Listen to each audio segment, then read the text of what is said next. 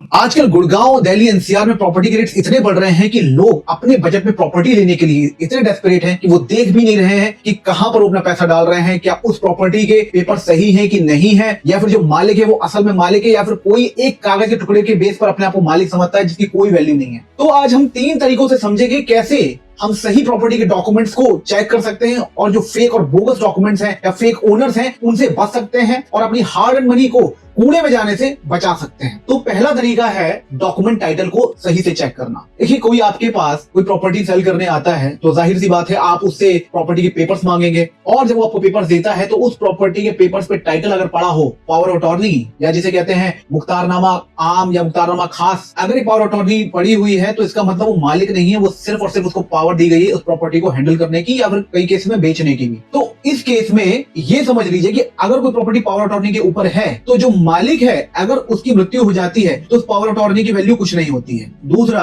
अगर उस power of attorney को रिवोक किया जा चुका होगा तो वो भी आपको पता नहीं चलेगा। तो पावर ऑफ अटॉर्नी पे प्रॉपर्टी लेना अपने में ही एक रिस्की काम है। वो बात अलग है कि बहुत से ऐसे दिल्ली एनसीआर की सोसाइटीज हैं जो सिर्फ पावर ऑफ अटॉर्नी के ऊपर बेस्ड है, लेकिन सुप्रीम कोर्ट भी कहता है कि पावर ऑफ अटॉर्नी होना या एग्रीमेंट टू सेल होना ये ओनरशिप का प्रूफ नहीं होता है। अगर ऐसे ही कोई एग्रीमेंट टू सेल आपके पास दिखाता है कि मेरे पास ये एग्रीमेंट टू सेल है या कोई इकरारनामा है पुराना जिसके तहत ये प्रॉपर्टी मुझे दी जा चुकी है, तो भी वो व्यक्ति ओनर नहीं है, वो सिर्फ और सिर्फ एक पेपर लेकर घूम रहा है जिससे वो प्रॉपर्टी आपके नाम पे ट्रांसफर कभी नहीं हो सकती है। क्योंकि जो ओनरशिप के डॉक्यूमेंट होते हैं वो या तो सेल डीड होता है जिसको बैनामा बोलते हैं, या फिर कन्वेंस डीड हो सकती है, या फिर ट्रांसफर डीड हो सकती है, रिलिंक्विशमेंट डीड हो सकती है, एक्सचेंज डीड भी हो सकती है। लेकिन ये जो पहले डॉक्यूमेंट बताए वो उनमें से कोई डॉक्यूमेंट ओनरशिप का प्रूफ नहीं होता है। तो दूसरा तरीका है डॉक्यूमेंट रजिस्ट्रेशन चेक करना। देखिए, अगर आपके पास कोई प्रॉपर्टी लेकर आता है तो आप उससे जब पेपर मांगते हैं तो वो आपको सेल डीड दिखाएगा या फिर कन्वेंस डीड या फिर ट्रांसफर डीड, तो उसके बैक साइड पे एंडोर्समेंट हुआ होगा, वहां पर वसीका नंबर या रजिस्ट्रेशन नंबर लिखा होगा और डेट ऑफ रजिस्ट्रेशन लिखी होगी। अगर कोई लैंड बेचने आता है तो ये डॉक्यूमेंट के साथ साथ पटवारी का रिकॉर्ड को भी मस्ट चेक करना है कि पटवारी के रिकॉर्ड में फर्ज और दाखिल खारिज इन दोनों में उसके नाम से रिकॉर्ड अपडेटेड होना चाहिए। क्योंकि सुप्रीम कोर्ट ने भी कह दिया है कि सिर्फ सेल डीड ओनरशिप का प्रूफ नहीं है, पटवारी के रिकॉर्ड में, रेवेन्यू रिकॉर्ड्स में भी आपका प्रॉपर रजिस्ट्रेशन होना चाहिए। इवन अगर किसी को पावर ऑफ अटॉर्नी भी दी हुई है तो वो भी प्रॉपर रजिस्ट्रेशन होनी चाहिए। साथ के साथ ओरिजिनल ओनर की सेल डीड भी चेक कीजिए। ओरिजिनल ओनर सेल डीड पे मालिक है और उसी ओनर ने पावर ऑफ अटॉर्नी दी हुई है तब तो वो प्रॉपर्टी ठीक मानी जा सकती है। तीसरा आ जाता है अदर डॉक्यूमेंट्स को चेक करना। अब जैसे लैंड हो, चाहे फ्लैट हो, चाहे अपार्टमेंट हो, चाहे शॉप हो, तो उसकी प्रॉपर्टी आईडी तो जरूर बनी होगी और उस प्रॉपर्टी आईडी पे टैक्स भी जाता होगा। तो ये जरूर चेक कीजिए कि उसकी टैक्स पूरा पेड है कि नहीं पेड है। साथ के साथ अगर कोई अपार्टमेंट बना है, बिल्डर फ्लोर बना है, तो उसका ओसी होना बहुत जरूरी है, ऑक्यूपेशन सर्टिफिकेट, जो कि डीटीपी डिपार्टमेंट से इशू होता है। कई बार ऐसा पाया जाता है कि लोग अनऑथराइज्ड कॉलोनी में बड़ी बड़ी बिल्डिंग्स बना देते हैं, उसमें अपार्टमेंट्स और फ्लैट्स बना देते हैं और फिर एसपीए पे